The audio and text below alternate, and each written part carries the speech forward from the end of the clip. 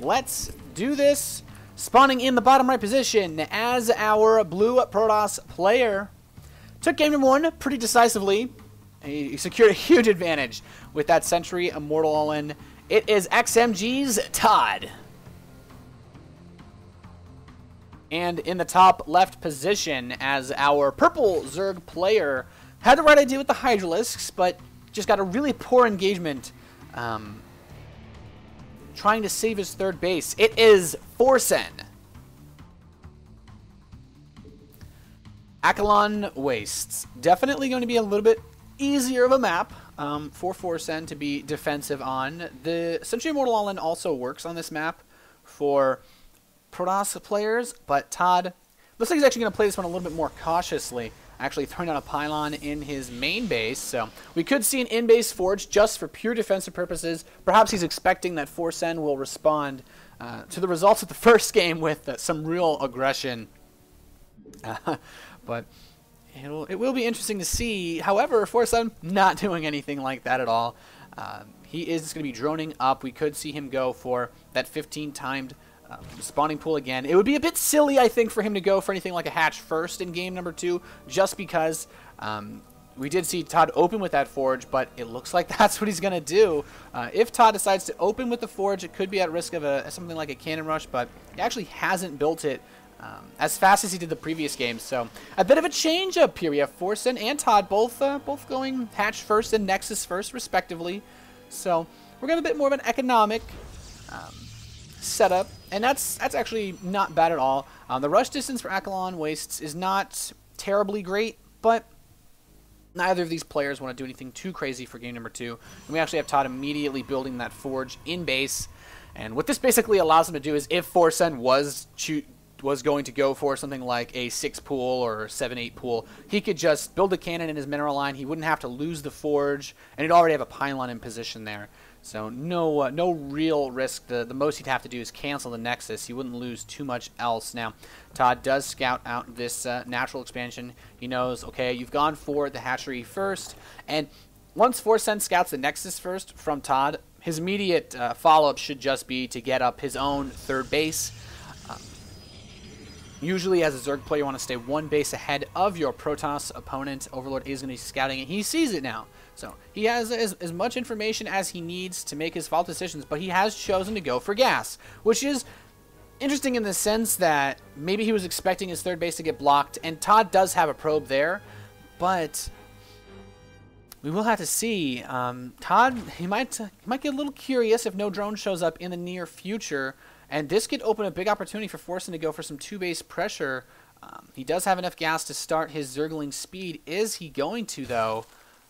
There it is. Sometimes we can get some interesting fast lair strategies, but Forsen's going to play a little more kosher. Zergling's going to go check out. He will be able to go to this third. The probe has long since abandoned that area, but the other Zergling will be able to find ToD's probe, and, well, he's not going to be able to get away from these Zerglings, so no opportunity to deny a third base, but choosing not to scout the main, he didn't see this extractor, and now we have a Roach Warren on the way for Forsen, and we could see him throw something else on this. What's this drone here for? Could be an evolution chamber to go for an attack timing. It could also be a Baneling Nest to go for full all-in, but I'll be curious. This probe for ToD will finally be taken out. He has not been able to secure any proxy pylons on the map. Zealot is going to be running out forward to possibly do a bit of poking. This could be really risky, though, for ToD. He doesn't have too much of a defense at home. To hold this off, he's going to need a couple photon cannons, though. He's actually going to start a second one preemptively, and a Stargate. The Stargate can be useful for dealing with these kinds of plays, especially the Roaches that are now on the way, thanks to their bonus damage versus armored as well as prismatic alignment. But he does need to be careful that the Roaches don't get in before he actually gets any of those out. The 2 cannons, though, very smart decision to be able to hold these units off. He will need to get a sentry or 2 to keep the units away, or he'll have to warp units in it as well. But now the Zealot is in the main. He sees the Roaches. He sees that Forsen is on his way to him, and we do have 1 sentry. He's immediately going to bring this probe over here and start another 2 photon cannons. Not a bad decision at all. He does not want to get caught off guard by this 2-base Zerg. And ToD is he actually cannot afford to start a Void Ray, he's going to throw in another Gateway to completely wall his natural off, which is a very smart decision. He's even going to throw in even more Photon Cannons.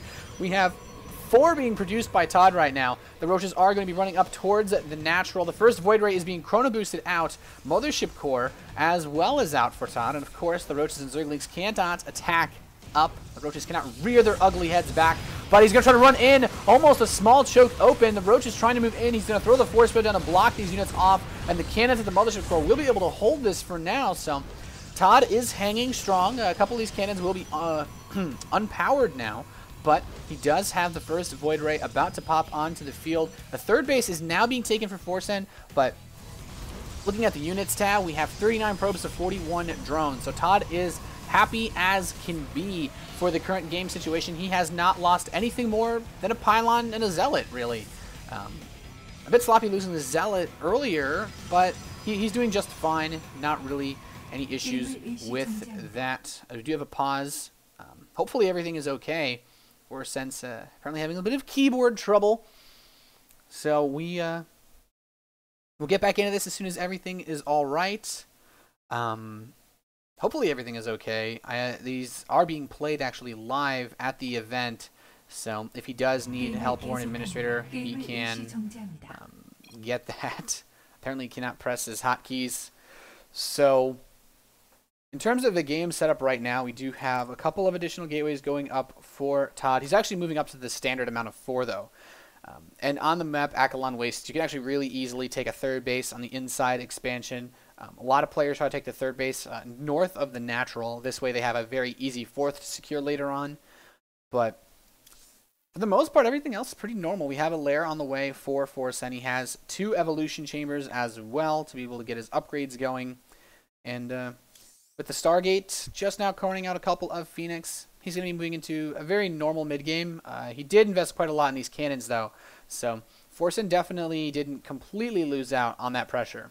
And it looks like Forsen is ready. ToD is ready. We'll get right back. And, well, here we go. Void Ray is going to be traversing across the majestic landscape of Akalon Wastes, looking for any stray Overlords, possibly creep spreading Queens, or anything of that sort, and he will actually run headlong into an Overlord right now.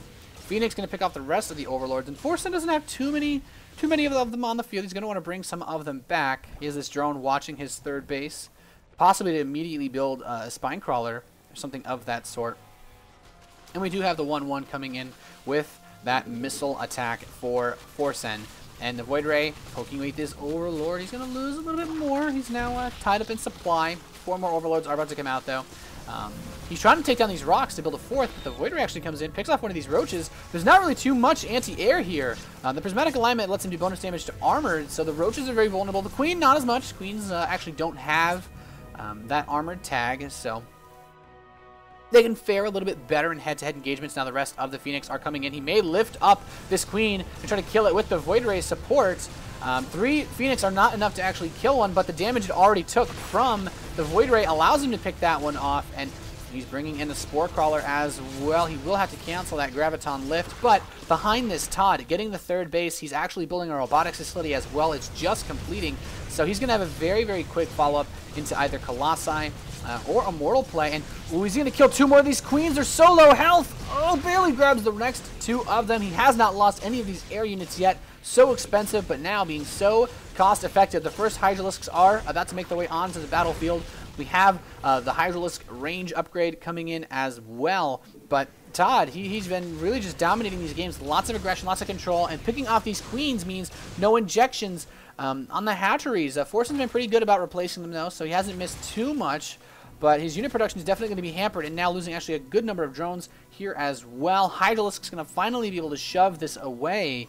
The ToD, he's got that third base completing now. He's putting up the Photon Cannons for defense. He's actually adding on 2 here behind a wall in front of the constructible rock tower.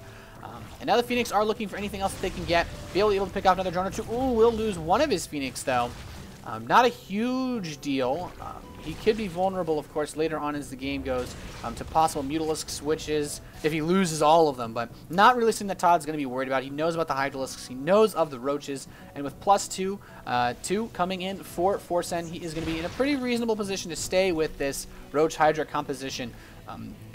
If he wants to deal with the Colossi-based death ball, as it were, from ToD in the later stages of the game, he will need to get a much faster hive in this game, or at least aspire to try to get Corruptors. Vipers have actually been showing themselves in pro games of Zerg versus Protoss to be quite effective at just using the abductability, dragging the Colossi out, but as I say that, we have the Phoenix coming in here, picking up a couple more drones. The Hydra's trying to shove him back, but every time he deals a little bit of damage, he just regenerates and goes away, but this Void Ray will be able to... Oh, no. Is he going to cancel it in time? He does. Barely in time. This Void Ray parked over the 4th location. The Hydralisks were off dealing with the Phoenix, and... Ooh, he might actually... His Void Ray could get caught off guard here. Playing the most dangerous game. The Phoenix are positioned here at this 3rd, though, and he's just going to keep picking away at these drones. ToD doing a nice bit of damage here. So far this game, 11 drones killed. Not bad at all. And looking at the units number, we have 69 probes to 64 drones. And this army is just getting scarier and scarier by this minute for ToD. Adding in the Immortals, now adding in additional Void Rays, getting out a Colossus. And Colossi Void Ray just being so powerful with the prismatic alignment to deal with Corruptors and the Colossi to kill all of the Hydralisks. He's actually now on double Void Ray production. Very, very powerful composition he is going for. And he's going to have to turtle up a little bit. The Void Rays do take a whole minute to build, and he will lose the one at the 4th base. But the Phoenix is moving in. He's finding everything. He says, hey man, if you're going to rally a single Overlord outside of your base, I will come for it. You have to keep everything tucked in nice and safe. And Forsen's actually going to take down the Rock Tower, creating a little bit of a natural buffer between his 4th base and the outside world where ToD may be. But ToD is going to take his own 4th as well. He's setting up a wall of gateways. He has the cannons queued up to help fortify this. And ToD has just been playing so commandingly these games. He really has not given Forsen any opportunities to carve himself a lead here. And we do have the hive about to complete, though. This is going to be Forsen's big opportunity to try to get up a max on Roach Hydra. We should see Vipers come out, but the Phoenix, ToD's Phoenix control could present a problem here with this. And Forsen's going to go for an Ultralisk Cavern instead. Very interesting decision. Ultralisks are good versus Zealot-based compositions. Zealot Archon occasionally, just due to the massive amounts of damage they do to all ground units now. They no longer do bonus to armored like they did in Wings of Liberty. They just do a flat base of, at +3 attack, about 44 damage per second, basically. Even more than that. So it's very powerful, but is it going to be enough to deal with Void Ray Colossi? This is just such a strong, high damage output composition. It's not the tankiest. Don't have no massive shields of the Archons, but more, as I said, that more drones getting picked off now at this 4th base.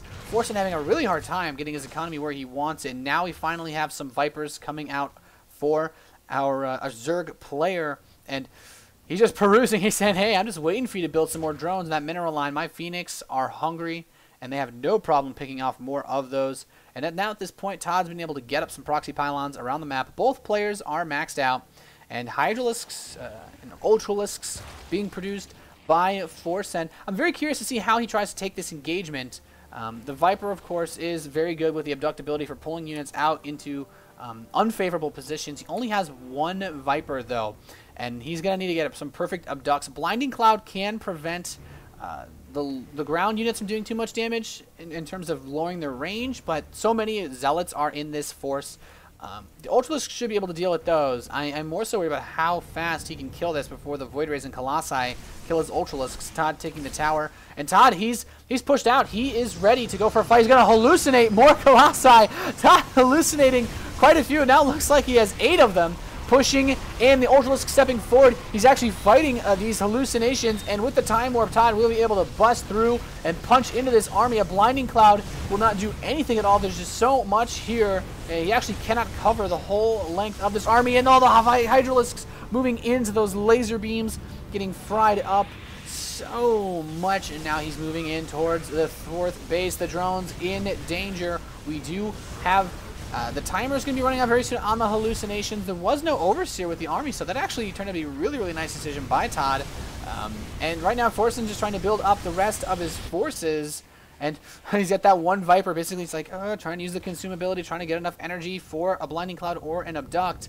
But ToD, such a scary army. Darkshrine about to finish, +3/3 on the way. He's going to move into the natural now. The hot Ultralisks are coming with the Zerglings. He's trying to hold us off. A good Blinding Cloud will actually prevent a couple of these Colossi from getting a few hits off. The Immortals having some trouble, but the Void Ray is now in position. These guys are not affected by that Blinding Cloud, and he is just dealing so much damage. A couple of these Colossi getting very weak, though. He's pressing forward once again. And ToD just maintaining such a commanding supply lead now, getting a 5th Nexus up. And apparently he has no idea what exactly happened. But GG, Forsen going to drop to ToD here. So very nice play from ToD.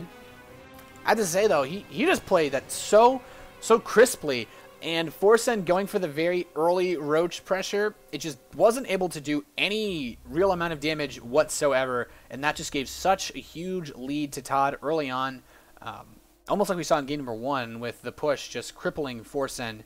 So we'll get into our next match as soon as we can, guys. You're watching DreamHack Stockholm Open. Our next match, I believe we are going to have on this stream, is going to be White Raw versus Madalisk. So definitely stay tuned for that. And we'll get you guys in the next game as soon as we can. I'm Nathanias. Hopefully you guys enjoyed the first cast. I just woke up for this. It's pretty early here over on the East Coast of the USA. But I am so excited to bring you guys games all day. Don't go anywhere, and hopefully you'll have a fantastic time.